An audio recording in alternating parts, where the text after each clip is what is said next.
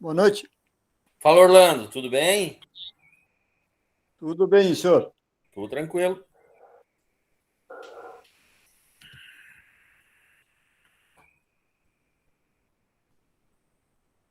Quais são as novidades aí, Orlando? Muita pouca novidade. Tem um evento aí, final de semana aí,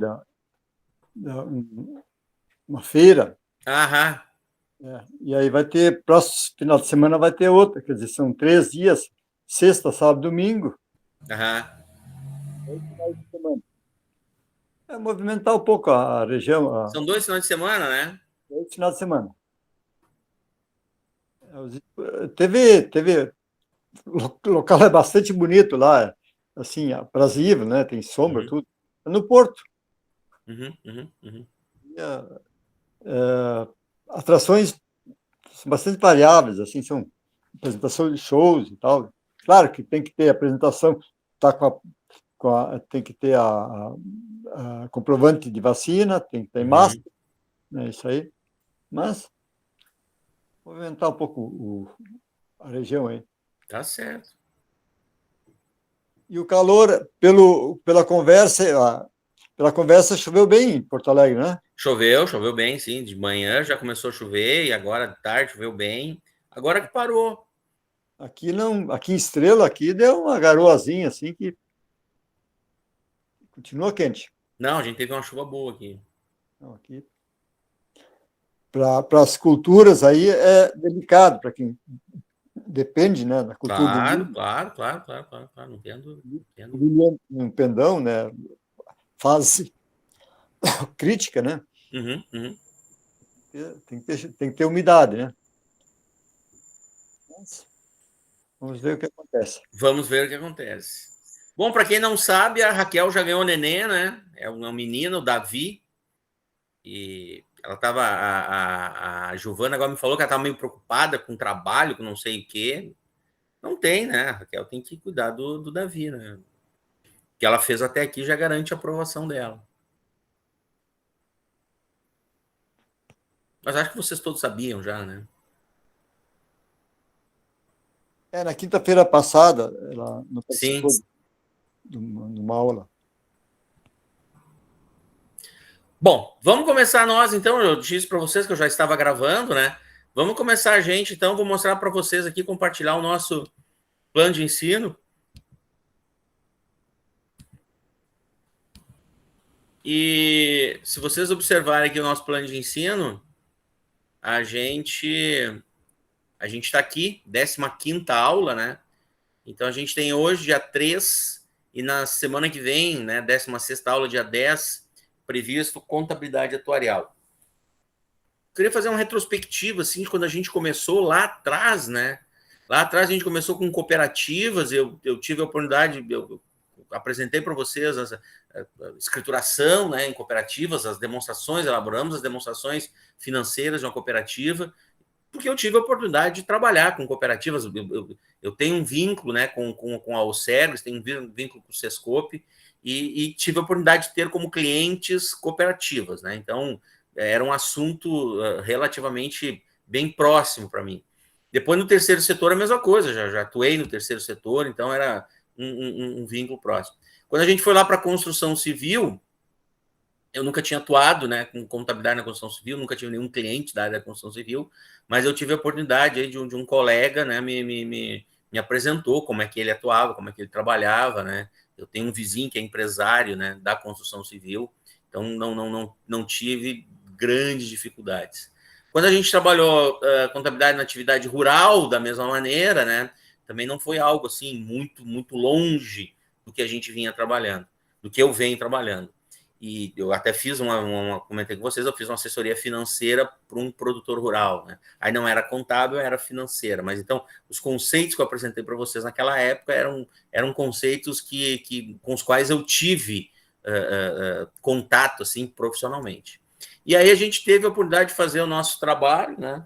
Que foi a nossa avaliação G1, a gente veio, fez o nosso estudo de caso, e aí a gente fez uma composição de tudo que a gente tinha estudado, né? A gente pegou lá um produtor rural que tinha o empreendimento dele, ele participava de uma cooperativa de crédito, participava de uma cooperativa agropecuária, ele era do conselho de uma ONG, e ele comprou um imóvel na planta. Então, a gente fez aí uma atividade do grau 1 que contemplou todos os assuntos até então.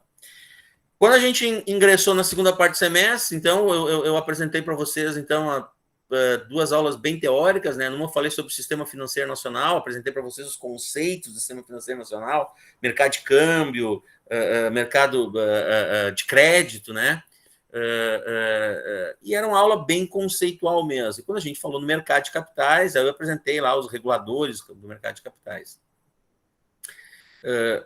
Quando a gente trabalhou nessas últimas 2 semanas aí, e de semana passada a gente teve presencialmente, a gente começou a trabalhar com empresas de seguros, né? O exercício que a gente fez era de seguradora, mas tem uma analogia bem grande aí com empresa de previdência privada, né? Seja ela aberta ou seja ela fechada. E aí eu já tinha dito para vocês assim, que era uma atividade profissional distante para mim. O exercício que a gente fez semana passada, que a gente fez a escrituração semana passada, foi eu a partir dos conceitos que eu tinha apresentado para vocês, eu consegui elaborar, então, esse exercício, né? Ele era muito simples, um exercício muito simples, mais para a gente entender a questão das provisões, né? Das provisões técnicas, a gente trabalhou com elas, e porque é um tipo de atividade profissional que ela é distante da maioria de nós, né? Então, as grandes empresas seguradoras, as grandes empresas de previdência privada, elas têm os seus profissionais próprios, né? E esses profissionais, eles não têm muita relação com o mercado externo, assim, com contadores, né? Eu, por exemplo, não conheço nenhum contador de uma grande seguradora ou de uma grande empresa de previdência privada. Então, a gente já começou a se afastar um pouco, né? Quando eu apresentei para vocês as 2 últimas aulas, dia 20 e 27, eu falei para vocês que a gente estava se afastando um pouco, assim, eu não tive uma atividade profissional nesses 2 ramos, né? E agora a gente vai para o nosso último assunto, contabilidade atuarial, essa sim, né? Essa eu me afasto bastante. A minha formação não é em ciências atuariais, até na semana passada a gente falou, né? E eu comentei com vocês que aqui no Rio Grande do Sul existe um curso na URGS, que é o curso de Ciências Atuariais, Ciências Contábeis e Atuariais. Mas ele tem uma especificidade, assim, muito grande, né? Muito grande. O foco, a ênfase do curso é na matemática atuarial. Então, é uma área de atuação, assim, muito específica mesmo. Eu já me relacionei profissionalmente com um atuário, e a minha relação profissional com o atuário, ela se deu quando eu fiz um trabalho de assessoria para uma prefeitura municipal, e eu estava assessorando o contador da prefeitura, né, a elaborar lá os relatórios da lei de responsabilidade fiscal, e a prefeitura tinha um regime próprio de previdência, e esse regime próprio de previdência, por exigência legal, ele tinha um atuário, né, que era a pessoa que fazia lá os cálculos, né, os cálculos atuariais, qual seria o valor da contribuição, quais seriam as alíquotas, enfim. E aí eu acabei conversando com ele, mas nada relacionado à atividade dele. A atividade dele é uma caixa preta, né? A gente não tem acesso aos conceitos que ele aplica, o conhecimento que ele aplica para a execução do seu trabalho. Então, o que eu programei para essa disciplina, eu até conversei bastante aí com o professor Marciano, tá? O que eu programei para essa disciplina, hoje eu vou trabalhar uma questão bem teórica com vocês, eu vou apresentar o que é as ciências atuariais, o que é a profissão do atuário, né? E como é que o atuário executa essa sua atividade. Mas isso bem conceitual, eu me vali de material teórico, né? Me vali da literatura, que faz parte da referência bibliográfica da nossa disciplina, e me vali também lá de informações, né? Regulamentos da SUSEP, Superintendência de Seguros Privados. E na semana que vem, aí a minha ideia, eu vou mostrar para vocês, eu peguei um trabalho, né, onde um atuário ele demonstra como é que ele fez um cálculo de equilíbrio de um regime próprio de previdência no município, né? a atuação dele no regime próprio de previdência desse município e as recomendações, os cuidados que ele dava para esse regime próprio com relação ao equilíbrio desse fundo. Quando eu começar a apresentar para vocês os conceitos, essa ideia de fundo de previdência vai começar a surgir aí meio que naturalmente para a gente. Então, esse é um assunto que, para mim, também, né, me exigiu bastante. Eu já estou há algum tempo pesquisando, assim, tentando apresentar algo legal para vocês. Eu não imagino nenhum de vocês, assim como eu, né, trabalhando como atuário, até que para nós sermos atuários, nós deveríamos fazer a faculdade de ciências atuariais. E eu não imagino nós também, como contadores, sendo chamados a trabalhar como atuário, né? A gente não poderia. Então, o que eu vou apresentar para vocês são conceitos gerais, aí que tem que conhecer, até para quando se um dia tu te relacionar com um atuário, como eu me relacionei, tu saber aí o que ele faz, né? E tu ter um nível de conversa mais ou menos equilibrado com ele. Não sei se eu consegui me fazer entender. Não sei se alguém já trabalhou, se alguém já conheceu um atuário, se alguém sabe o que é um atuário, se alguém sabe o que é um regime próprio de previdência.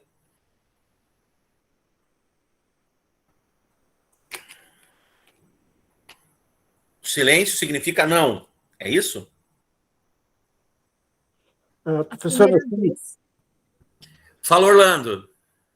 na Prefeitura de Estrela, eles têm um regime próprio. A maioria das prefeituras tem. E, então, a gente tinha um acesso à empresa, até a empresa de Porto Alegre fazia os cálculos para a gente, para onde, quer dizer, aonde investia os valores, né? Para manter, para conseguir a meta, né? Não, é isso aí. Essa empresa de Porto Alegre certamente é um escritório, né, de atuários que dá esse assessoramento para o regime próprio de previdência. Praticamente todos os municípios têm, né? Os municípios que não criaram um regime próprio de previdência, eles acabam indo para o regime geral, que é o INSS. Então, o servidor, né, o funcionário da Prefeitura de Estrela, como a Prefeitura de Estrela tem um regime próprio, ele não contribui para o INSS, ele contribui para o regime próprio da Prefeitura de Estrela. Quando ele se aposentar, ele não vai se aposentar pelo INSS, ele vai se aposentar pelo regime de previdência da Prefeitura de Estrela. Uma prefeitura que não constitui o seu regime próprio de previdência, aí os servidores eles acabam sendo vinculados ao regime geral, ao INSS, que é onde todos nós estamos, né? Todos nós aí como trabalhadores da iniciativa privada, todos nós estamos no regime geral. Inclusive teve nesse ano teve um aumento da contribuição funcionária. Sim. E voltaram a cobrar, inclusive, dos aposentados. Eu vou usar uma expressão, Orlando, mais adiante, que ela é o equilíbrio do regime, né? E vocês vão ver que existe várias, eu vou chamar mais na frente, as premissas, né? Quando tu cria um regime próprio de previdência, tu tem que trabalhar com premissas, tem que ter algumas ideias, né, do que tu imagina que vai acontecer. Se essas premissas, se essas ideias, elas foram definidas de uma maneira equivocada, isso causa um desequilíbrio. O desequilíbrio é essencialmente o seguinte: o regime de própria previdência, ele arrecada contribuições de todos, e na medida que as pessoas começam a adquirir a condição de aposentadoria, elas param de contribuir, elas começam a receber. Então, o regime próprio, ele recebe valores de contribuições e ele desembolsa valores para pagamento dos benefícios. Então, para fazer tudo isso funcionar, lá na origem foi definida uma série de premissas, uma série de condições. Se essas premissas, essas condições, elas se mostram equivocadas ou se mostram alteradas substancialmente, aí existe um desequilíbrio no regime, existe um desequilíbrio no fundo. Talvez eu comece a arrecadar menos do que eu preciso para fazer os pagamentos. E aí é que entra a figura do atuário para equilibrar esse fundo. Ele define novamente essas premissas e ele vai aplicar aí técnicas que no curso de ciências atuariais ele aprende, né? Ele vai utilizar cálculos estatísticos, cálculos probabilísticos, e aí ele vai dizer, olha, hoje o regime próprio da Prefeitura de Estrela, ela está cobrando uma alíquota de 11%, né, de contribuição do servidor, agora tem que ser 11,5%. Então, tudo isso está baseado em determinadas premissas que foram alteradas. A minha ideia é deixar mais ou menos vocês com uma visão bem boa de como é que isso funciona.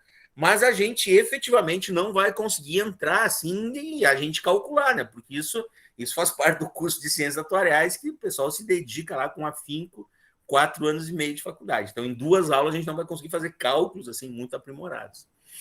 Então, um detalhe, o aposentado voltou a contribuir. Sim, sim, sim. Muitas vezes, para equilibrar o fundo, talvez aqueles que já estejam usufruindo do benefício tenham que contribuir também. Se ele não contribuir, o aumento da alíquota dos demais tem que ser muito grande. Então, aí se estuda, né, o que seria menos prejudicial para todos.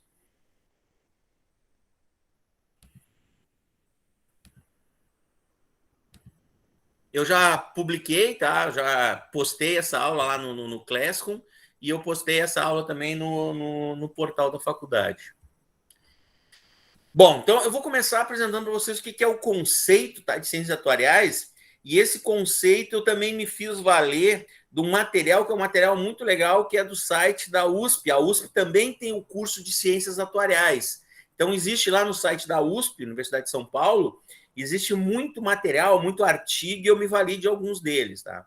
Então o conceito que a gente trabalha hoje de ciências atuariais é que ela é a ciência que analisa e gerencia riscos. E aí a gente vê a importância de ter estudado essa questão de gestão de riscos.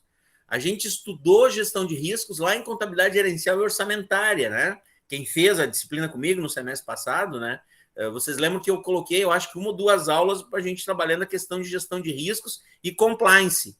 E a gente vê que esse assunto volta, né? Então, a ciência atuariais é a ciência que analisa e gerencia os riscos, aqueles conceitos que a gente viu lá atrás.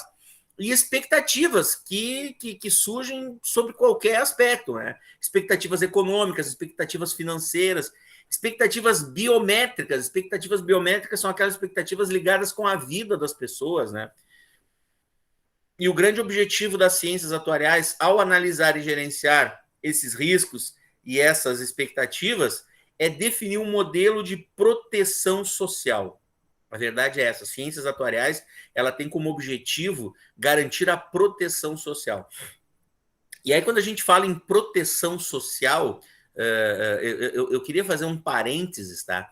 Para dizer para vocês que esse conceito ele é um conceito relativamente novo na vida das pessoas. Se a gente voltar, por exemplo, lá na Idade Média, na época do feudalismo, né? Lá naquela época não havia proteção social alguma. Então, o indivíduo ele vivia na terra, ele não era o proprietário da terra, a terra pertencia ao senhor feudal. O senhor feudal, como proprietário da terra, permitia que os indivíduos habitassem aquela terra e ele exigia, em troca da proteção, ele exigia que esses indivíduos eles cultivassem os seus campos e parte do que eles escolhessem da sua colheita eles tinham que entregar na forma de tributo para o senhor feudal. E caso um desses indivíduos ele ficasse doente, ficasse incapacitado para o trabalho, ele simplesmente ele simplesmente era deixado, né? Deixado para trás, né? Vocês entendem o que eu quero dizer com deixado para trás? Se ele não tivesse condição de trabalhar, ele morreria de fome, porque ele não teria condição de produzir o alimento dele, né? Então, quem fazia proteção social dos indivíduos na época era a sua família. Então, esses indivíduos eles acabavam, com o passar do tempo, virando um peso, virando um ônus para sua família, né? Não havia nada organizado que garantisse a subsistência, que garantisse a sobrevivência desses indivíduos em caso dele não poder mais trabalhar. E bem pelo contrário, tá? Antes de fechar esse parênteses, assim, ó, bem pelo contrário. Isso que eu estou falando para vocês é em virtude assim, de todas essas leituras aí que eu fiz, e fui associando com outras leituras que eu já tinha feito. A ideia da doença, na época da Idade Média, né, a ideia da doença era como um castigo divino, né? Então, se um indivíduo ficasse doente, não havia proteção social porque Deus quis que ele ficasse doente e ele tinha que cumprir a pena dele. ou então, em alguns casos, a doença, era a incapacidade para o trabalho era visto como, a expressão que se usava era frouxidão moral. Então, era alguém que por uma frouxidão moral, ele não conseguia produzir. Então, acabava sendo um ônus para a família dele, né? Vocês imaginem assim, uma situação que é relativamente comum nos dias atuais, né? Por exemplo, assim, uma depressão, né? Todos sabem que é uma doença, né? Imagina um indivíduo desse sofrendo de depressão naquela época, né? Ele era visto como um incapaz, como frouxidão moral. E ele era deixado à míngua e ele iria morrer. Então, as ciências atuais trabalham com isso. O grande objetivo é garantir a proteção social, garantir que todos os indivíduos tenham, e eu já usei essa palavra em um tempo atrás, mecanismos de proteção.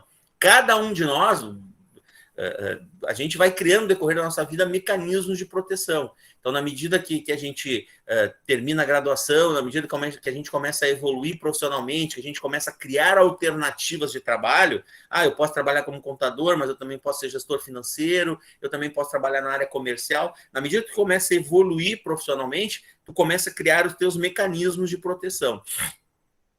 E as ciências atuariais, ela trabalha com isso, assim, o Estado garantindo, o Estado ou as empresas garantindo proteção social para os indivíduos.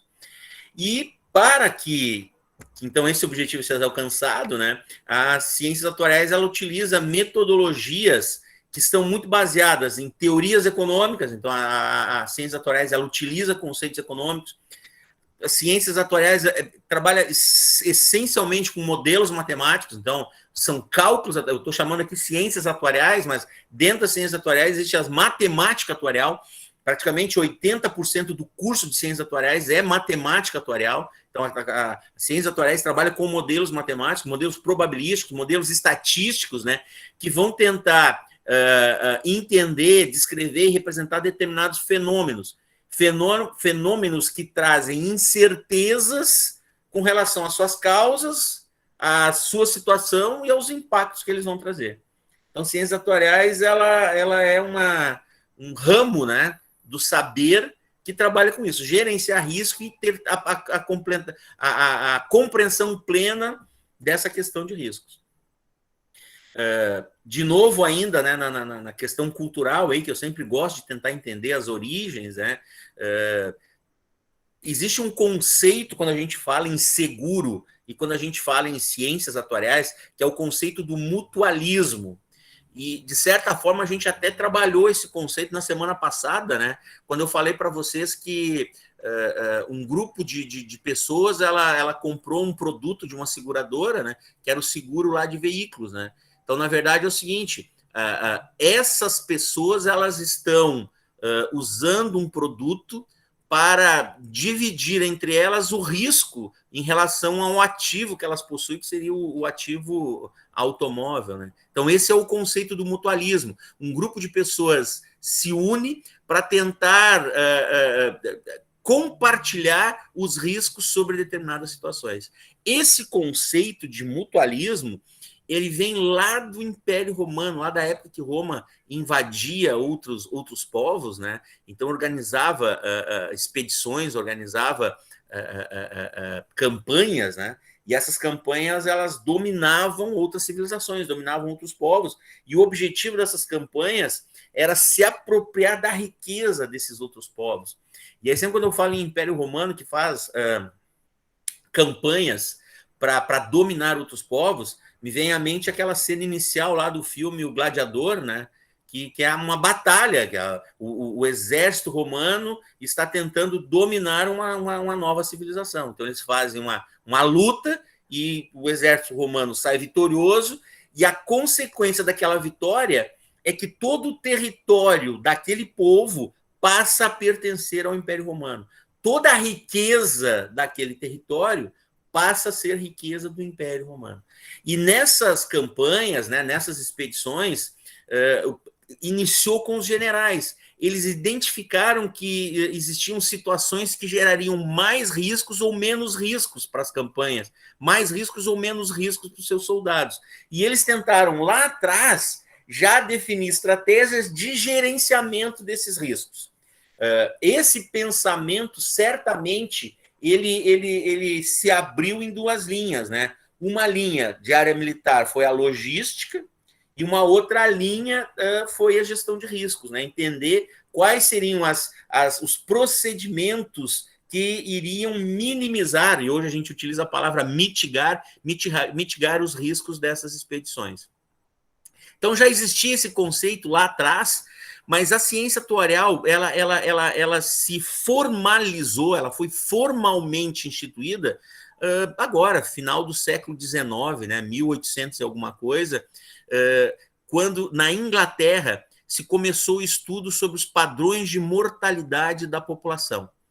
E a gente não pode perder de vista que a Inglaterra, por volta da metade do século XIX, ali por 1850, a Inglaterra estava vivendo a segunda Revolução Industrial. A Inglaterra e Estados Unidos estavam vivendo a segunda Revolução Industrial.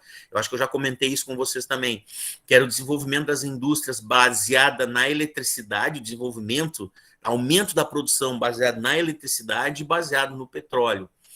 E os trabalhadores, as empresas, né, os empregadores, eles tinham a necessidade de entender esse comportamento da mortalidade dos trabalhadores. E foi a partir desses estudos que tentaram entender essa mortalidade, por que determinadas populações morriam dentro de uma determinada faixa etária e outros morriam em outra faixa etária, e quais seriam os desdobramentos disso no ambiente empresarial. E a partir dali se começou a fazer cálculos sobre expectativas de vida, se chama tábua da vida, né? O IBGE no Brasil, ele atua muito nisso, definindo qual é a expectativa de vida dos brasileiros. Então, eu nasci no final dos anos 60, quando eu nasci, a expectativa de vida para quem nascia naquele momento era uma. Quem nasce agora, nos anos 2020, a expectativa de vida é outra. Esses cálculos, né, são utilizados pelas ciências atuariais para tentar compreender uma série de riscos aos quais as empresas estão sujeitas com relação aos seus empregados. E o grande interesse desses empregadores lá na época da Inglaterra, no meio do século XIX, era a questão das aposentadorias e pensões.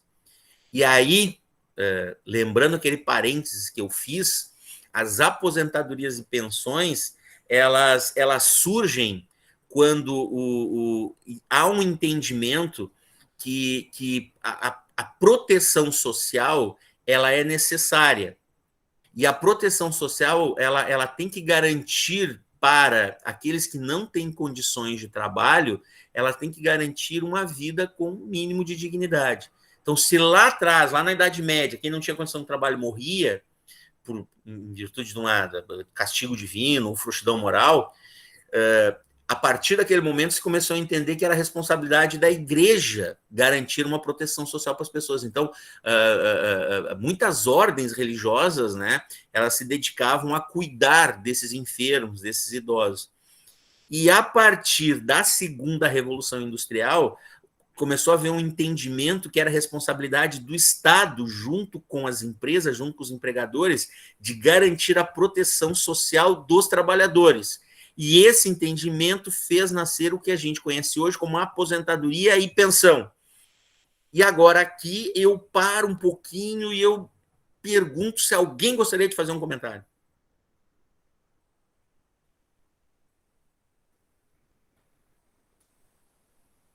É isso?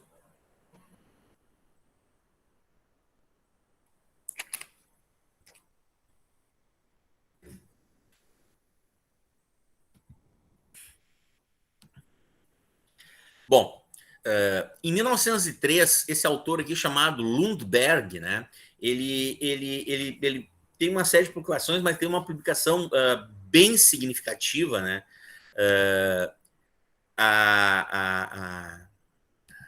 a publicação que ele tem, ela trabalha com o modelo clássico de risco, ela também é chamado modelo Kramer-Lundberg.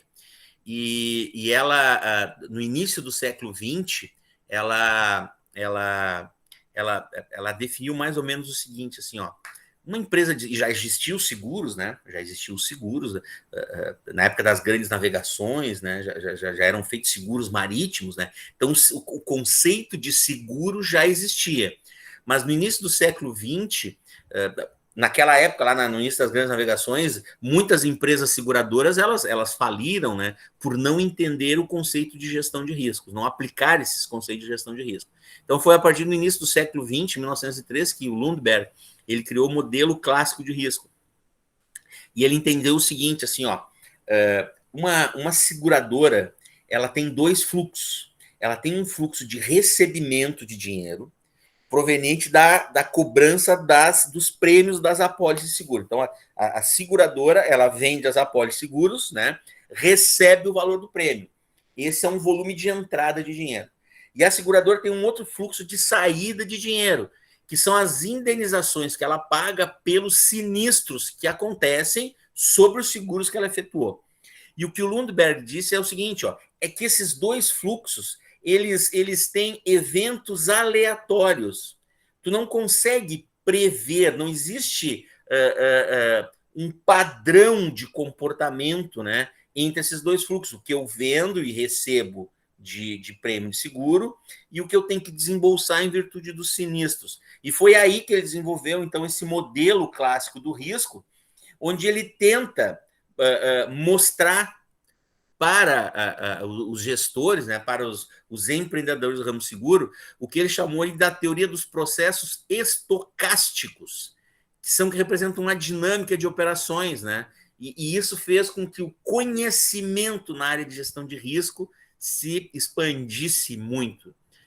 Você sabe o que são os processos estocásticos? Já ouviram falar nos processos estocásticos que nasceram lá com o Lundberg em 1903? Eles aparecem... Oi? Não. Não, claro que não. Eu também não sabia. Ele aparece mais na nossa vida do que a gente possa imaginar, tá? Então, assim, ó, os processos estocásticos são processos, tá, que são definidos como uma sequência de variáveis, uma sequência de atos, uma sequência de ações, e elas são aleatórias. Mas essas ações, esses atos aleatórios, por que são aleatórios? Pode acontecer ou pode não acontecer. E não tem razão nenhuma para acontecer ou para não acontecer.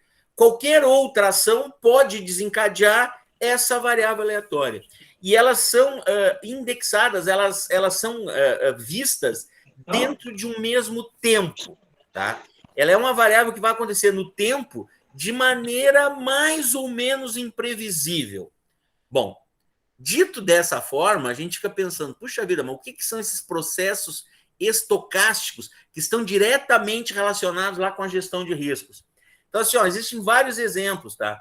Um dos exemplos de processos estocásticos é a variação de tráfego, variação de trânsito, quantidade de automóveis num determinado cruzamento. E a variação desses trânsitos, da quantidade de automóveis nesse cruzamento, ela pode gerar uma formação de engarrafamento, ela pode fazer surgir o engarrafamento, o congestionamento, mas ela também pode fazer com que esse engarrafamento seja dissipado, seja dissolvido. Quais são os eventos que podem gerar o congestionamento? Sei lá, num cruzamento à frente, uma sinaleira apagou, uma sinaleira queimou. Então, começou a haver cruzamento, uma sinaleira à frente, que se refletiu num congestionamento no cruzamento que a gente está estudando. São variáveis aleatórias. A sinaleira do cruzamento à frente não tem relação com a sinaleira do cruzamento que a gente está estudando. Mas a ação, né, o fato, o evento da sinaleira da frente gerou um reflexo na sinaleira que a gente está estudando. Bom, aí a gente cria um desvio, né? Esse desvio faz com que o cruzamento tenha lá o congestionamento dissipado, dissolvido. Bom, não tem nenhuma relação essa criação de um desvio com aquele evento ali, mas ele acabou fazendo escoar o fluxo de veículos. Um outro exemplo, assim, bem próximo da gente, tá? Eu procurei exemplos assim, bem próximos da gente, para ver que tipo de cálculo, que tipo de modelo, né, de gestão de riscos o Lundberg fez.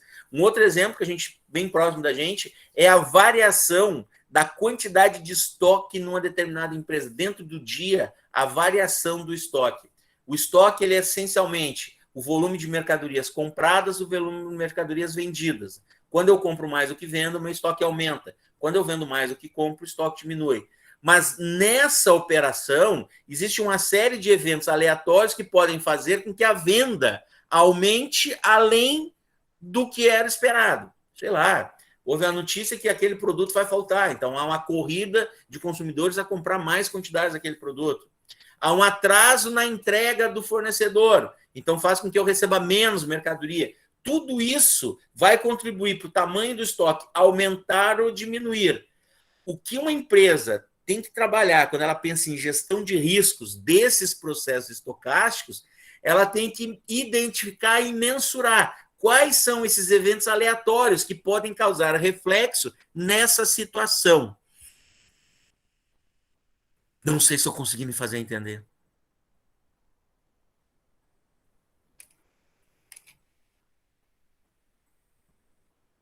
Assim, a questão da compra de roupas para o inverno, né? Sabe, vai ser um inverno rigoroso ou não? Isso. Sim, sim, exato. Também a mesma coisa, né?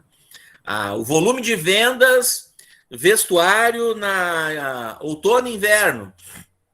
Existe uma série de ações, de eventos aleatórios que vão contribuir para a venda ser maior ou a venda ser menor. É sempre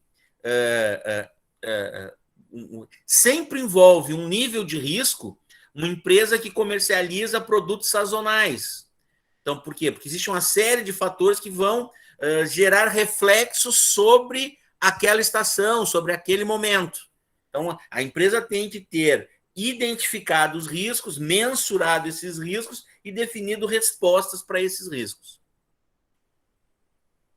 Então, foi isso que o Ludberg criou. Até o Ludberg não existia uma visão científica desse conhecimento que eu estou mostrando para vocês. Então, as seguradoras, já existiam seguradoras, eu mesmo dei um grande exemplo para os seguros marítimos que eram feitos, né? As seguradoras elas se preocupavam com o volume de entrada de dinheiro, pelo recebimento dos prêmios das apólices, e o volume de desembolso de dinheiro, pelo pagamento dos sinistros. Mas elas não faziam, né, uma identificação de todos esses eventos aleatórios que podem gerar um reflexo nas situações que elas estão operando, no seguro que elas estão fazendo. E aí a gente viu isso aí em 1903, né, que foi quando o Ludberg criou lá a Teoria Geral do Risco, né? E ela é bem mais complexa do que isso que eu falei para vocês, tá? Ela é extremamente mais complexa do que isso aí que eu falei. Mas a partir daí, o que a gente enxerga muito até hoje, é uma sofisticação muito grande desses produtos, chamados aqui produtos securitários. Vocês lembram que na semana passada eu disse, a seguradora XYZ, ela comercializa 2 produtos, né? O seguro de veículos e o seguro residencial. Então, cada vez mais as empresas seguradoras, elas começaram a sofisticar esses produtos, né? Então, existe seguro de vida, seguro não sei do quê,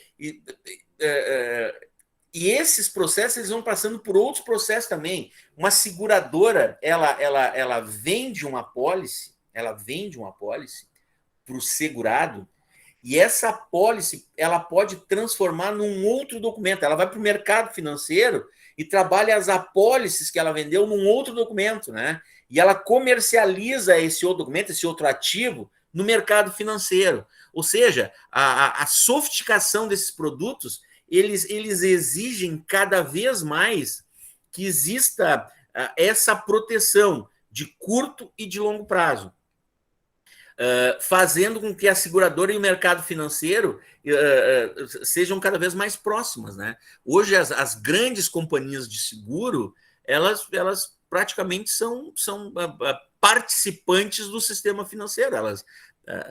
Do sistema financeiro, quer dizer, elas são bancos, né? São instituições financeiras. Então, a Dalva, por exemplo, a Dalva me avisou que foi se vacinar, que talvez chegasse mais tarde na aula. Então, a Dalva trabalha numa instituição financeira chamada Bradesco, mas o Bradesco, né, Banco Bradesco S.A., ele tem uma outra empresa, Bradesco Seguros e Previdência. Então, existe uma vinculação muito grande das companhias de seguro com as instituições financeiras. Então, assim, para trabalhar hoje na área de ciências atuariais, trabalhar na área atuária, cada vez mais é exigido conhecimento de economia, de finanças, matemática, estatística, né? A área de atuária, né? Ela é uma área de multidisciplinar de conhecimento. É mesmo porque esse dinheiro que entra, ele não pode ficar parado na seguradora, tem que ser reaplicado. Não pode esperar a saída, tem que ser reaplicado. Sim. A seguradora não recebe, da mesma maneira que um banco, quando eu deposito dinheiro, abro uma conta corrente num banco e deposito dinheiro no banco, o banco não pega o dinheiro que eu deposito e guarda numa caixinha com o meu nome. E quando eu for lá sacar, o banco me devolve o dinheiro exato, o mesmo dinheiro que eu entreguei para ele, né? A seguradora faz a mesma coisa. Quando ela me vende uma apólice de seguro, ela não pega o valor que eu paguei para ela e coloca numa caixinha e deixa guardado, né? Ela vai usar esse dinheiro enquanto não houver o fluxo de saída de pagamento da indenização, numa série de outras ações. Ela vai investir esses recursos numa série de outros produtos, uma série de outros ativos. Os estudos das ciências atuariais, eles se dividem tradicionalmente em dois tipos, né? Na área de vida e na área de não vida. Esse é um conceito bem importante em contabilidade atuarial. Ramo vida e ramo não vida. O ramo vida, ele trata de questões de longo prazo que envolvem seguros de pessoas. E eles vão, para trabalhar seguro de pessoas, vão pensar sempre questão de morte, questão de aposentadoria, questão de pensão, questão de saúde. E quando eu estou falando de seguro de pessoas, eu não estou falando só um seguro de vida. As empresas, né, as empresas de previdência privada e os regimes de previdência, seja ele um regime geral, um regime público, oficial, INSS, ou regimes de municípios e de estados, eles trabalham com essa questão de seguro-vida, porque as pessoas que participam desses regimes de previdência, elas têm por objetivo, no final de um determinado período, obter uma aposentadoria, ou, em algumas situações, usufruírem de pensões. Então, o ramo da atuária que trabalha relacionado com pessoas, aposentadorias, pensões, tudo isso é relacionado ao ramo vida.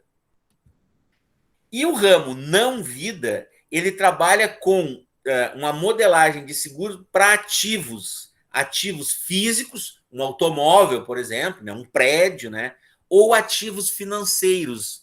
Aplicações financeiras e investimentos financeiros são ativos. Então, ele trabalha com gerenciamento financeiro e ele tenta definir a questão de preço das apólices, né, e de responsabilidade em caso de capitalização.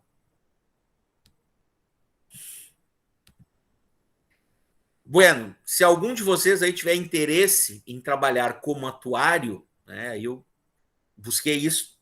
Isso é especificamente lá do material da USP, tá? Que a URGS tem um curso de ciências atuariais e a USP também tem um curso de ciências atuariais, e pelo que eu observei, assim, são dois cursos muito reconhecidos, seja nacionalmente, seja internacionalmente. Então, assim, o atuário, né, ele é o profissional qualificado para identificar, analisar, mensurar eventos que possam ter alguma consequência financeira adversa para pessoas ou empresas. Então, o atuário, ele tem que ser um profissional especializado no conceito de gestão de riscos. Porque quando ele analisa, previne, mitiga, monitora eventos de alguma consequência financeira adversa, isso aqui, em última análise, é o conceito de risco. Risco é a possibilidade que um evento, esperado ou não, gere uma perda financeira ou a impossibilidade na continuidade dos negócios. E uma outra consideração importante que eu já tinha falado para vocês é o seguinte, talvez 80% do curso de ciências atuariais, né, talvez 80% do curso seja matemática atuarial. Então, a pessoa que vai cursar ciências atuariais, ela 80% do tempo ela vai estar estudando matemática. E a matemática é uma linguagem universal. Então, quem se forma em ciências atuariais, ele pode exercer a profissão dele em qualquer lugar do mundo. Porque esses conceitos de gestão de risco, esses conceitos de matemática atuarial, eles são universais.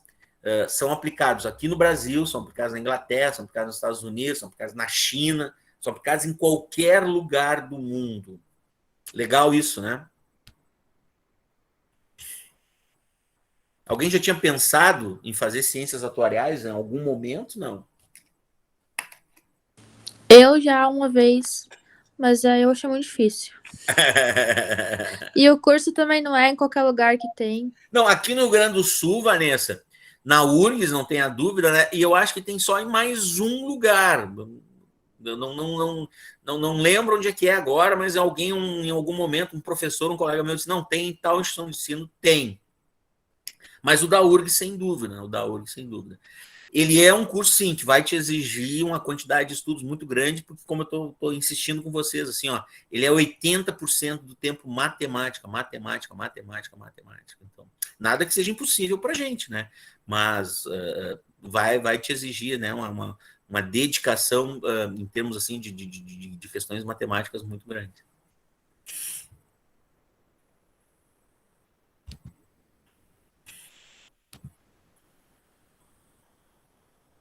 Bom, então, ciências atuariais tem ligação com empresas, né, de seguro e previdência, é direto, né? Mas agora o que a gente está vendo hoje é que o atuário ele está deixando de ser simplesmente um técnico que aplica conhecimento matemático sobre essas situações e ele passa a ser chamado como um gestor de riscos, né?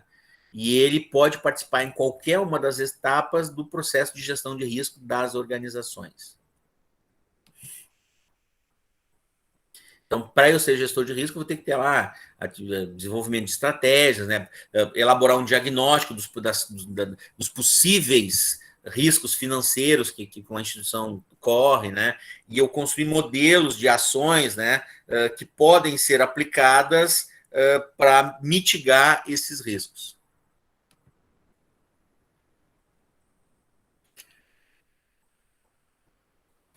Eu tinha falado para vocês, tinha usado com vocês aquela expressão, né, da mecanismos de proteção. Vem lá da proteção social, né? Esse conceito assim de criar mecanismos de proteção é uma coisa interessante, né? Eu ficaria muito satisfeito se vocês atentassem bem para esse conceito que eu estou usando e vocês levassem esse conceito para a vida, né? A gente que eu estou dizendo, todos nós, vocês, eu, meus filhos, mais no futuro, todos nós precisamos, para a gente ter uma existência relativamente tranquila, com relativa segurança, a gente precisa criar mecanismos de proteção. Algumas pessoas podem dizer que o grande mecanismo de proteção é o dinheiro. Eu não duvido disso, né? Então, se tu consegue acumular dinheiro, o dinheiro é o teu mecanismo de proteção. Ou seja, no momento que tu tem um revés, no momento que tu tem uma situação adversa, tu pode utilizar esse dinheiro que tu acumulou para fazer com que tu supere essa situação adversa. Eu acho que eu consegui me fazer entender, né? Então, assim, eu consegui acumular dinheiro. Em um determinado momento, eu estou enfrentando uma dificuldade e eu uso o dinheiro que eu acumulei, que eu guardei, para superar essa dificuldade. Eu não tenho dúvida que esse é um grande mecanismo de proteção. Mas existem outros mecanismos de proteção. Dentro do que a gente está vivendo agora, assim, ó, eu não tenho dúvida que a qualificação profissional, a capacitação profissional, ela é um mecanismo de proteção. Quanto mais qualificação a gente tiver, quanto mais competência profissional a gente tem, mais mecanismo de proteção a gente cria, né? Então, eu terminei o curso de ciências contábeis, eu vou atuar como contador numa empresa, mas depois eu fiz uma especialização em gestão financeira, então também posso atuar como consultor financeiro. Aí depois eu fiz uma outra especialização, fiz um mestrado na área de mercado de capitais, então eu posso... Ou seja, na medida que tu vai te qualificando, tu começa a criar esses mecanismos de proteção. Se tu enfrenta um revés, se tu enfrenta uma adversidade, tu pode fazer valer o teu conhecimento para criar uma alternativa que vá superar aquela adversidade. Se vocês conseguirem levar esse conceito adiante, eu acredito que isso vai ser de grande valia, tá? Então, a partir da gente entender isso, que todos nós precisamos, a gente precisa criar os nossos mecanismos de proteção, é que a gente vai entender que cada vez mais todos têm a necessidade de criar garantias financeiras, né? Uma administração financeira pessoal adequada, né, dentro de determinados padrões de cada pessoa, essa administração financeira, ela faz com que a pessoa tenha mais condições de enfrentar essas adversidades. Então, para que eu tenha essa administração financeira, o que eu procuro criar? Eu procuro criar essas garantias, né? E a gente tenta criar essas garantias para quê? Para garantir uma determinada renda quando eu não puder mais trabalhar, seja através da aposentadoria, ou seja através da aquisição de outros ativos financeiros, que eu vou usar depois, para garantir a sobrevivência dos meus dependentes, né, caso haja uma fatalidade. Então, eu preciso criar garantias financeiras, caso eu morra, os meus dependentes eles consigam, né, ter uma sobrevivência. Ou muitas vezes eu preciso ter uma garantia financeira para eu executar um projeto que eu quero executar num determinado futuro, e para isso eu preciso ter um volume de recurso financeiro. Ou muitas vezes para garantir o patrimônio que eu consegui formar. Então, todos esses são exemplos de garantias financeiras que todos nós queremos criar, queremos formar, né? E as empresas de seguro e os cálculos atuariais, né, matemática atuarial, ela trabalha muito com esse conceito da criação dessas garantias financeiras que todos nós precisamos, todos nós almejamos.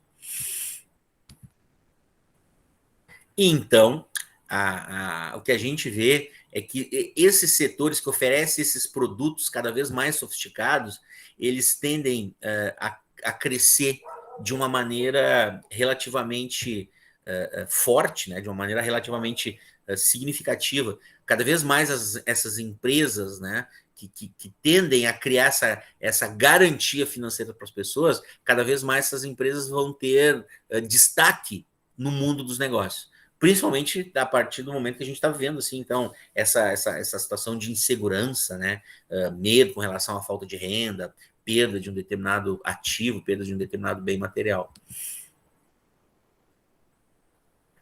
Em virtude desse crescimento dessas empresas seguradoras,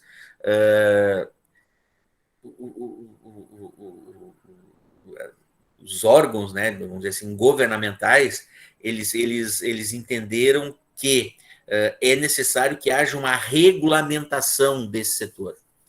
Então, da mesma maneira que eu falei para vocês, acho, na semana passada, né, o Banco A e o Banco B concorrendo um com o outro, o Banco A e o Banco A não quer que o Banco B quebre, né? Se o Banco B quebrar, todas as pessoas saem do sistema financeiro. Então, o que o sistema financeiro faz? O sistema bancário, ele cria mecanismos de regulação para evitar que qualquer empresa que participe desse mercado, qualquer banco que participe desse mercado, comprometa o sistema como um todo. As empresas de seguro e previdência atuam da mesma maneira. Elas vão criando mecanismos para elas próprias se regular. E existem regras que são criadas pelas entidades governamentais para evitar que a gestão equivocada de alguma empresa faça ela quebrar e comprometer todo o setor lá de seguros e previdência. Então, além das empresas buscarem cada vez mais profissionais qualificados, as empresas cada vez mais elas são regulamentadas, elas têm que seguir regras. Não sei se eu consegui me fazer entender. Quem trabalha em banco sabe do que eu estou falando, né?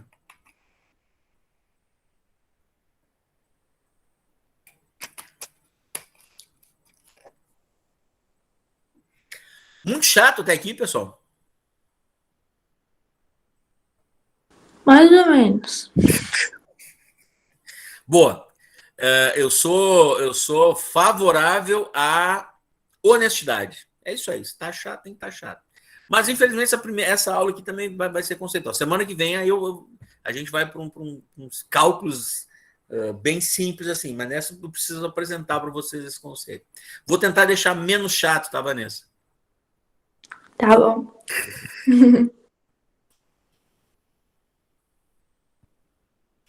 Então, assim, ó, quem faz essa regulação, tá, das empresas de seguro e previdência aqui no Brasil, já tinha mostrado para vocês, é a SUSEP, Superintendência de Seguros Privados. Então, existem os órgãos normatizadores, os órgãos reguladores e os órgãos operadores. A SUSEP é o grande órgão regulador. Ela que regula a atuação de todos os órgãos operadores. Professor, os bancos têm algum atuarial que faz os cálculos? Como é que funciona ou não? Não, aquilo que eu falei assim, ó, a maioria das instituições financeiras hoje, elas têm como coligado ou participação em empresas de seguro, né?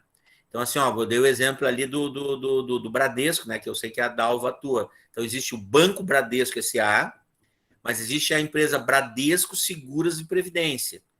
Essa empresa Bradesco Seguros e Previdência, ela pertence ao mesmo conglomerado do Bradesco. E ela oferta produtos na área de seguro, né? Na área de previdência privada. A Bradesco Seguros e Previdência precisa, sim, ter atuários trabalhando nela. Consegui responder? Sim, então, na verdade, é uma coisa meio que à parte, né? Eu não sei o que quer dizer com a parte. O que eu te digo é o seguinte, sempre que a organização, a empresa, sempre que ela atuar na área de seguros, na área de previdência, ela vai ser exigida de ter um atuário. Tanto vai aparecer depois que eu vou mostrar que a SUSEP ela exige, por exemplo, um parecer. Quando a Bradesco Seguros e Previdência publica suas demonstrações financeiras, junto com o relatório dos auditores, tem que ter o relatório do atuário. Eu não posso dizer que todos os bancos tenham que ter um atuário, mas eu posso dizer, se o banco trabalhar na área de seguros e previdência, ele precisa ter um atuário. Não sei se eu consegui responder de uma maneira mais ligada, assim, mais linkada. Sim, sim. Então, o que eu estou dizendo, a SUSEP ela exige, né, uma avaliação atuarial de todas as operações. Aquilo que eu. Bom, nesse slide aqui é o que eu tinha dito, tá? Então, assim, a SUSEP ela exige, então, uma avaliação atuarial, tá, de todas as operações de seguro, previdência, né? Seja ela previdência privada aberta ou capitalização, e ela exige aquilo que eu tinha dito, o parecer do atuário, né? E isso deu um destaque muito grande para profissional, né? Dentro do profissional da área de ciências atuariais, e ele tem mais ou menos o mesmo nível do auditor hoje, né? Então, o Bradesco Seguros de Previdência, a Banrisul, acho que também tem, né? A Banrisul tem a Fundação Banrisul, né? Que é previdência fechada, previdência privada fechada. Quando publica as demonstrações financeiras, tem que junto com o parecer o relatório da auditoria, tem que sair junto o relatório do atuário. Então, o atuário acaba ganhando um destaque bem significativo nesse setor. Aqui eu mostrei para vocês, ó, para a gente terminar agora, então, essa parte, depois eu vou mostrar ali as premissas dos cálculos atuariais. Aqui eu estou mostrando para vocês uma linha de tempo, ó, uma linha de tempo da evolução da contabilidade atuarial. Lá na antiguidade, eu tinha falado para vocês lá de Roma, né? No Império Romano, né? Aqui o conceito do mutualismo que eu tinha dito para vocês, o conceito do mutualismo, ele é muito importante. Quem começa o curso de ciências atuariais vai estudar isso aqui, o conceito de mutualismo. As primeiras associações de socorro para o infortúnio do mar, ó, as grandes navegações lá de Portugal e Espanha, então eles já criavam, né, um fundo, né, caso acontecesse sinistros, né, nas grandes navegações. A gente passa aqui pela Idade Média, Idade Moderna, e ele chega até agora aqui, ó. Então, no Brasil, alguns marcos da área da contabilidade atuarial foi em 1939 a fundação do IRB, Instituto do Resseguros do Brasil. Eu já tinha comentado ele com vocês, acho que umas 2 ou 3 aulas. E em 1944 houve a fundação do IBA, Instituto Brasileiro de Atuária, né, de Atuários. Em 1958, a primeira tentativa de regulamentar a profissão do atuário, né? Mas ela só foi efetivamente regulamentada em 1969, quando essa profissão foi profissão reconhecida, né? Os cursos de ciências atuariais ganharam destaque. Então é mais ou menos essa evolução aqui com alguns elementos aqui que eu já tinha falado para vocês.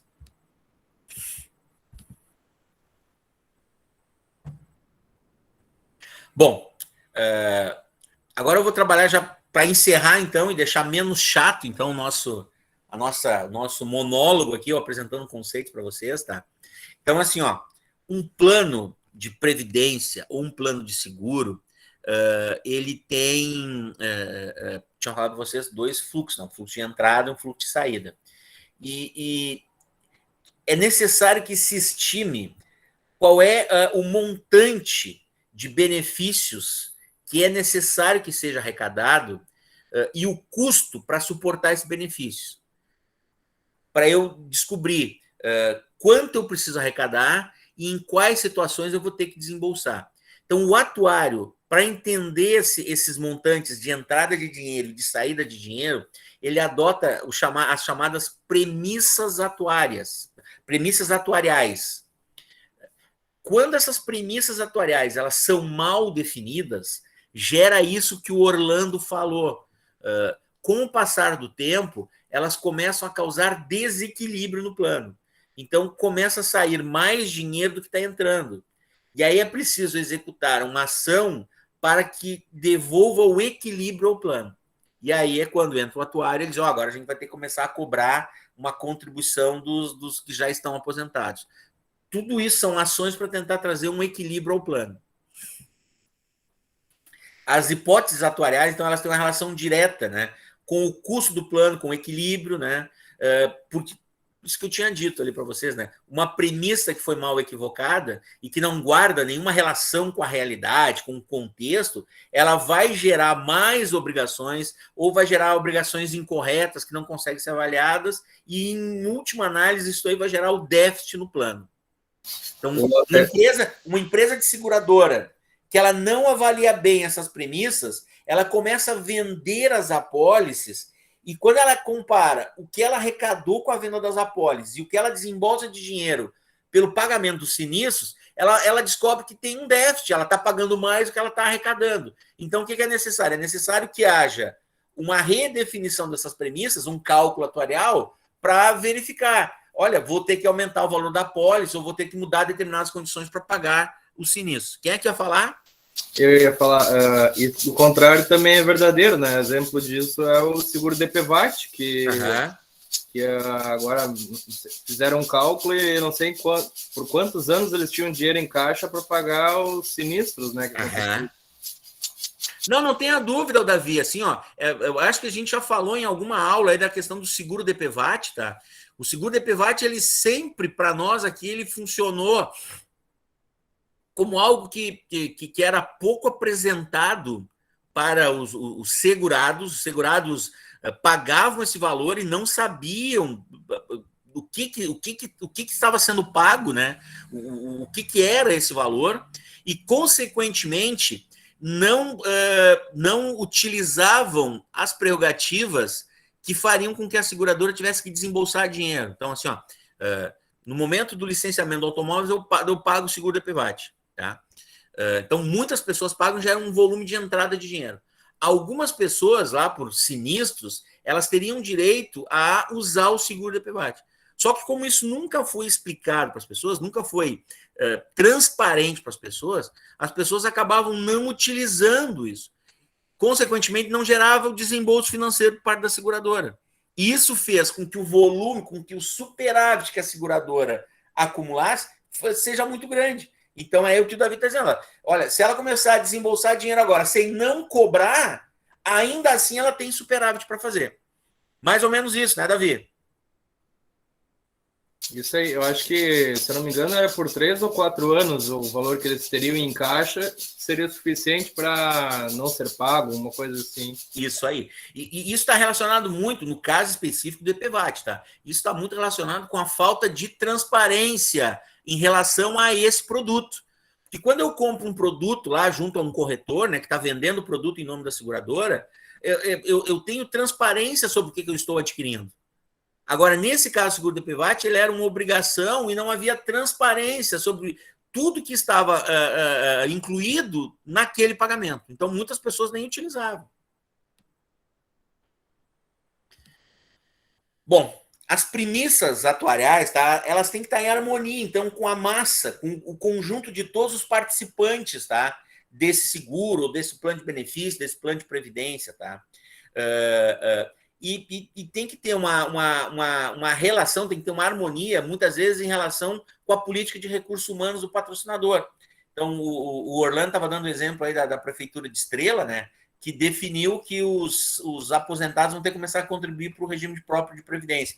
Então, assim, tem que haver harmonia entre essa premissa e o setor de recursos humanos da Prefeitura. Tem que ter transparência em mostrar por que essa alteração nessa regra foi necessária. Então, tem que haver harmonia, tem que haver transparência em todas essas partes. Tá?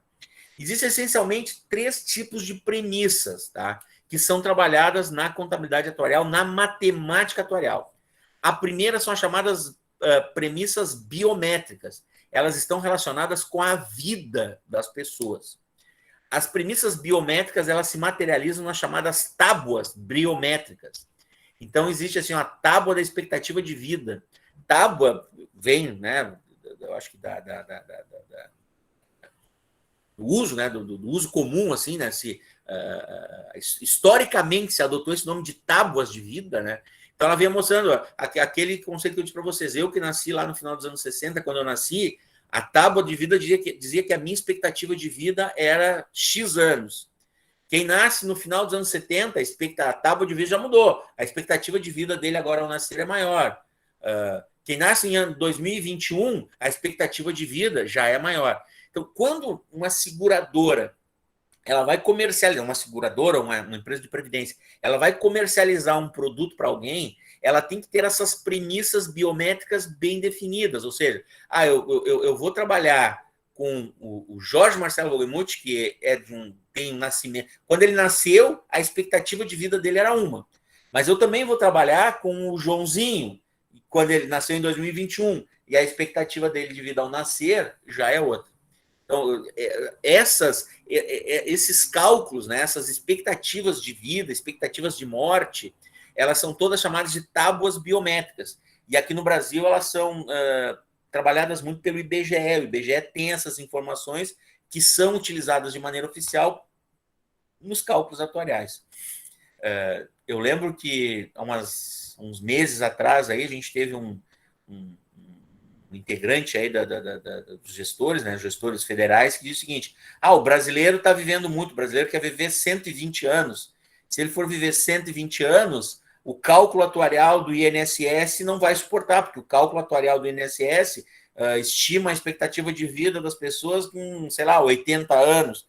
Só que as pessoas estão vivendo mais do que era previsto inicialmente. Então, se por um lado, tá, isso tu dizer isso, né? Se por um lado tu dizer que as pessoas viverem mais, parece uma atrocidade, né? Que bom que as pessoas vivam mais, né? Quando tu vai especificamente para o conceito de matemática atuarial, essa sobrevida que as pessoas têm faz com que a premissa biométrica tenha que ser alterada. Não sei se eu consegui me fazer entender. Então, assim, as tábuas biométricas, elas tentam medir o quê? Tem que medir a sobrevivência. Qual é a expectativa de vida que eu tenho ao nascer? Elas tentam medir a morte, né? Qual a idade média das pessoas ao morrer? Elas tentam medir a morbidez. O que é morbidez? É relacionado à doença, né? Níveis de doenças, né? Quantidade de doença, tipo de doença que faz com que a pessoa não tenha capacidade produtiva e ela adquira o direito a receber um determinado benefício. Então, por exemplo, nos planos de previdência, quando alguém participa desse plano de previdência, eu tenho que estimar qual é a sobrevida que essa pessoa vai ter, qual é a idade média que essa pessoa vai ter quando morrer, qual é o nível de morbidez que essa pessoa pode apresentar, ou seja, quais são as doenças que ela pode apresentar e que vão fazer com que, antes de eu pagar o benefício da aposentadoria, eu tenho que pagar uma pensão para ela. Existem as tábuas de rigidez, né? E aí a rigidez é o contrário da morbidez. A rigidez está relacionada com a saúde, né? Qual é o nível de saúde que essa pessoa vai ter? Isso a gente consegue visualizar bem, por exemplo, assim, na mortalidade infantil, né? Nos anos 70, a mortalidade infantil era, sei lá, não sei qual é o número, eu vou chutar. De cada 1.000 nascidos, 10 morriam no primeiro ano. Agora, a mortalidade infantil para cada 1.000 nascidos, só 1 morre, não, o 0,5 morre no primeiro ano. Isso é a rigidez, são a evolução na saúde das pessoas. Então, as premissas biométricas, elas têm que levar em consideração todos esses fatores. E eu tenho que traduzir esses fatores em um valor monetário, para saber quanto o plano de previdência tem que arrecadar para, no futuro, ele entregar isso na forma de um benefício. Vanessa, consegui me fazer entender mais ou menos ou ainda continua muito chato? Não, tô tranquilo. Então, assim, ó, lá no hospital vocês devem trabalhar um pouco com esse conceito de morbidez e rigidez, né? Porque uma instituição de saúde trabalha com esse conceito de doença e com esse conceito de saúde, evidentemente. Então, assim, ó, de modo geral, tá? O que essas tábuas elas tentam medir? A mortalidade geral do grupo, né? Então, um grupo de pessoas que participa de um plano de seguro, de um plano de previdência, qual é a mortalidade geral, qual é o índice de morte desses indivíduos, né? Qual é a mortalidade dos inválidos, aqueles que já estão recebendo determinado benefício? Qual é a quantidade de pessoas que entram em condição de validez, né? Ou porque recebem uma pensão, não conseguem mais trabalhar em função de saúde, né? E qual é a rotatividade, qual é o nível de pessoas que saem do plano, qual é o nível de pessoas que entram no plano. Tudo isso, Orlando, vai gerar no futuro a necessidade de aumentar ou diminuir a contribuição que cada pessoa faz para o plano. O atuário do regime próprio de previdência da Prefeitura de Estrela, ele olha isso em relação aos servidores de Estrela. O atuário, né, da Bradesco Seguros e Previdência, nos planos de previdência que a Bradesco vende, o atuário olha isso em relação a todos aqueles que compraram um plano de previdência privada da Bradesco. Os atuários do INSS olham essas informações, olham esses indicadores para todos nós que somos contribuintes do INSS de maneira compulsória. Eu não tenho opção de contribuir, eu não contribuo para o INSS. No momento que eu começo a trabalhar, eu já sou participante de um plano de saúde oficial, né? Plano de saúde, de um plano de previdência oficial nacional. Consegui me fazer entender? Bom, existem ainda as premissas econômicas. Eu disse que eram 3 premissas, tá? As premissas biométricas, estão relacionadas com a vida das pessoas. As premissas econômicas, tá? Elas vão balizar, por exemplo, assim, ó, prognósticos econômicos. Estão muito relacionados com matemática financeira, econometria, que tentam avaliar quais as condições econômicas que aquele plano de seguro, aquele plano de previdência vai enfrentar. Essencialmente, as premissas econômicas, elas tentam identificar qual é a expectativa de inflação daquela sociedade, né, daquele ambiente, no longo prazo. O Orlando falou uma coisa importante, assim, ó, quando a seguradora vende as apólices, o prêmio de seguro gera um fluxo de entrada de dinheiro. Esse fluxo de entrada de dinheiro, ele não fica parado no caixa da seguradora. A seguradora pega essa quantidade de dinheiro e muitas vezes ela aplica esse dinheiro em alternativas de investimento que são disponíveis para ela. Essas alternativas geram um ganho real de investimento que a seguradora fez, que a empresa de previdência fez. Qual é o ganho que esses investimentos vão gerar para a empresa? Uma empresa de previdência privada, fechada, como é o caso, por exemplo, assim, ó, da Fundação Banrisul, não sei se o Samuel está ali, o Samuel é do Banrisul, né, Samuel? Bom, talvez não esteja ouvindo. Então, assim, ó, existe a Fundação Banrisul. A Fundação Banrisul, ela tem a previdência privada, mas é uma previdência privada fechada. Só quem é funcionário do Banrisul pode participar desse plano de previdência. Diferente da Bradesco Seguro Previdência, que ela vende uma previdência privada aberta. Qualquer um pode comprar um plano de previdência privada da Bradesco Seguro Previdência. Agora, do Fundação Banrisul, só quem é funcionário do Banrisul. Então, a Fundação Banrisul, ela arrecada as contribuições dos trabalhadores e esse dinheiro não fica guardadinho, ela pega e faz investimentos. Qual é o ganho que esses investimentos que a Fundação Banrisul fez gera para a quantidade de dinheiro que ela está arrecadando, né? E como é que ela vai reverter isso aí em benefício para os seus segurados, né? Para os seus contribuintes. qual é a escala, qual é o nível de aumento salarial que as pessoas têm. Porque, na maioria das vezes, a remuneração de benefícios desses planos ela está vinculada ao salário de contribuição da pessoa. Então, quanto mais aumenta o salário, mais a pessoa contribui, mas também, no futuro, mais ela vai ter a receber de benefício. Qual é o índice que vai corrigir o valor dos benefícios, né? Eu vou corrigir o benefício pelo IPCA, INPC, inflação, TR, dólar. Existe um teto de benefícios que as pessoas vão receber, por exemplo, o INSS paga um teto de 5 mil e não sei quanto. É o maior benefício que um segurado do INSS vai receber quando ele se aposentar ou quando ele entrar, né, na condição lá de pensionista.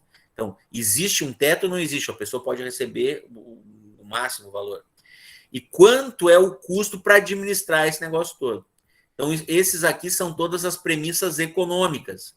O atuário ele tem que considerar isso aqui na hora que ele está mensurando quanto eu preciso arrecadar e qual é o valor que eu vou desembolsar no futuro. Ele precisa estimar isso aqui. Se isso aqui for mal estimado, pode gerar um desequilíbrio no plano. Para finalizar, eu disse que eram 3 premissas. Existem as premissas genéricas ou premissas não econômicas. E essas premissas representam elementos adicionais no cálculo e eles têm uma importância muito grande, mas elas são extremamente aleatórias, né? E como exemplo, a gente pode dizer o seguinte, assim, a composição familiar, né? Então, um contribuinte de um plano de previdência, um plano de seguro, é ele, a esposa e 2 filhos, ou é ele, a esposa e 5 filhos. Quantas pessoas vão se beneficiar? Qual é a composição familiar desse plano? Então, se no passado o índice de natalidade era... Cada mulher tinha 6 filhos, hoje é 1,1 filhos. Então, isso impacta na composição familiar. Qual é a idade presumida da aposentadoria? Por isso, quando houve a reforma da Previdência, tentou botar uma idade mínima de aposentadoria, né? Isso aqui impacta no equilíbrio do fundo de previdência. Com qual idade a pessoa começa a trabalhar? Então, quem começa a trabalhar mais cedo, ela vai ter mais tempo para gerar um fluxo de entrada de dinheiro para o fundo. Quando ela se aposenta mais tarde, ela demora mais para gerar um fluxo de saída no fundo. O contrário é verdadeiro. Se a pessoa entra muito tarde, ela demora para gerar um fluxo de entrada. E se ela sai muito cedo, ela gera um fluxo de saída muito cedo também. Qual é a idade de adesão, né? E quais são os opcionais de outras formas de benefício que a pessoa pode ter. Então, na hora que o atuário vai aplicar os cálculos, ele tem que pensar nessas 3 níveis de premissas, nesses 3 tipos de premissas, para não permitir que haja um desequilíbrio no plano.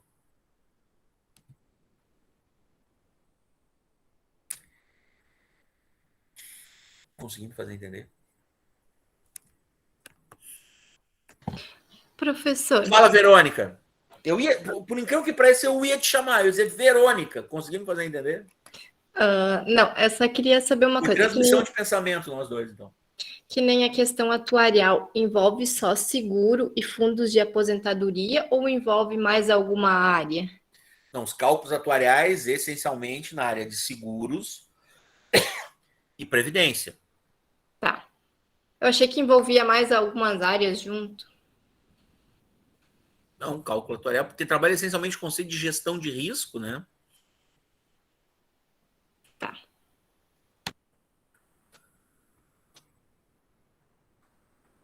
Fala, Orlando. Bom, já que o senhor chamou aí, no caso da prefeitura, tem a questão também de quando o município não faz mais concursos para novos, os concursados, eles acabam pagando para o fundo, né? Uhum. E os não concursados são para o INPS. Então, isso aí também... Regime geral, INSS. INPS é muito antigo, Orlando.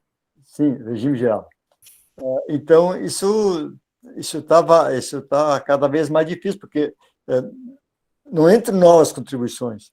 E mesmo porque lá no início, teve gestores aí que era recolhido do funcionário e isso não era depositado no fundo. foi. Então, lá bem no início. Depois eu sei que eu participei do Fundo Crédito. Não tenha dúvida. Isso causa um desequilíbrio no fundo. Muitas vezes a própria prefeitura ela é a causadora do desequilíbrio no fundo. Que aí, ó, aqui no Brasil, o modelo de previdência é o chamado modelo tripartite, tá? Tripartite. Então, assim, ó, existe a contribuição dos empregados. Então, eu sou empregado e sobre o valor que eu recebo como salário, uma parte eu contribuo para um fundo de previdência. No meu caso, é regime geral, INSS. Existe a participação dos empregadores. Então, as empresas que me contratam, por exemplo, a Faculdade La Salle, uma parte sobre o valor que ela paga para mim, além disso, ela tem que gerar uma contribuição para o fundo de previdência. No nosso caso, regime geral e INSS. E a outra parte é o governo. E a parte do governo é o seguinte, assim, ó, em caso de desequilíbrio, o governo é o responsável por garantir os benefícios.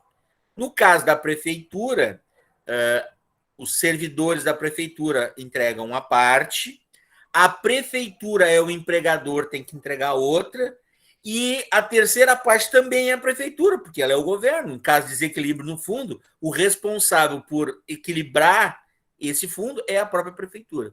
Só que a prefeitura também é responsável por desequilibrar o fundo, porque na maioria das vezes ela não recolhe a parte que ela deveria recolher. Então vira uma promiscuidade, assim, né? E aí o atuário ele tem que entrar e definir as premissas que vão equilibrar esse fundo. Existe milhares de regimes de previdência no Brasil, né? Por exemplo, se cada município tiver o seu regime próprio, a gente já arranca com 5.570, mais o regime geral, que é o INSS, mais os estados, e depois, isso são todos oficiais, e depois existe o regime de previdência privada, seja ela aberta, Bradesco Seguro Previdência, eu vou lá e compro um plano de previdência, ou fechada, o exemplo que eu estava dando ali do Samuel, Banrisul. Eu trabalho no Banrisul, além de eu contribuir para o regime geral, eu contribuo adicionalmente para um regime de previdência privada fechada. Um detalhe nas aplicações, a gente não podia, só podia aplicar em Banco Brasil, Caixa Econômica Federal, bancos oficiais, e esses dois bancos oficiais. Em bancos particulares, a gente não podia aplicar dinheiro. Sim. As entidades, né, as entidades públicas, elas só poderiam utilizar as instituições financeiras oficiais, né? Mas eu não sei mais como é que está isso, Orlando. Faz bastante tempo que eu não atuo mais aí em prefeitura. Eu trabalhei bastante em prefeitura lá pelos anos 90, início dos anos 2000, com lei de responsabilidade fiscal. Mas eu sei que mudou. Eu sei que hoje as prefeituras já têm conta em tudo quanto é banco, né? Eu sei que em Paverama eles puderam abrir no Sicredi. Sicredi, que é cooperativa de crédito. Elas tiveram a possibilidade também de trabalhar com o Santander, porque aí voltou assim, ó, o Santander, antes de ser Santander, ele tinha sido Bozano Simons, e antes de ele ser Bozano Simons, ele tinha sido Banco Meridional do Brasil. E o Banco Meridional do Brasil era uma entidade, era um banco, uma instituição oficial, que foi privatizada. Então se permitiu que se trabalhasse com o Santander por um determinado tempo. Mais ou menos isso, né, Dalva? Mas agora, isso é uma coisa bem recente até. Antes tinha bastante restrição. Mas agora eu sei que o Banco Bradesco também pode atuar. Também pode ter esses investimentos. Não, é isso, assim, mas existe, né? Existe, assim, umas tentativas, por exemplo, o Sicredi, né? Conseguiu, que é uma cooperativa de crédito e tal. Eu me lembro que o Santander tinha conseguido, não sei se ele tinha um tempo que ele podia atuar, que a prefeitura podia manter conta no Santander, né? Mas trabalha só com instituição oficial. Zalmiro, tu atende muito segurado do INSS aí que busca orientações, não?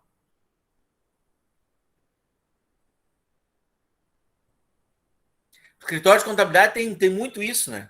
O escritório de contabilidade tem a área lá que cuida assim, de ajudar o segurado a preencher lá o carnê, fazer os pagamentos e tal. Alguns escritórios de contabilidade têm caminho para aposentadoria, né? E aí vira aquele balcão, assim, a pessoa tem dúvida sobre a aposentadoria dela, ela vai bater lá no escritório de contabilidade pedindo orientações. O Zalmiro deve estar com problema no microfone dele, não. É isso, pessoal. Bom, acho que a gente venceu essa parte, que é uma parte cansativa, tá? Uma parte relativamente chata mesmo, uma parte teórica, tá? Então é o seguinte, como é o nosso último assunto, a gente encerra aqui, tá? Encerramos aqui. E na próxima aula eu vou mostrar para vocês os cálculos que um atuário fez sobre um plano de previdência, tá? Um plano de previdência de uma prefeitura, que vai tentar mostrar para vocês um pouco disso aí. Mas eu disse assim, ó, eu já vou mostrar os cálculos que ele fez, né? A gente também não vai ter que fazer esses cálculos, porque aí não é do nosso curso. Certo? Certo. Então, boa noite, aproveitem o descanso. Boa noite. Boa noite. Boa noite. Boa noite.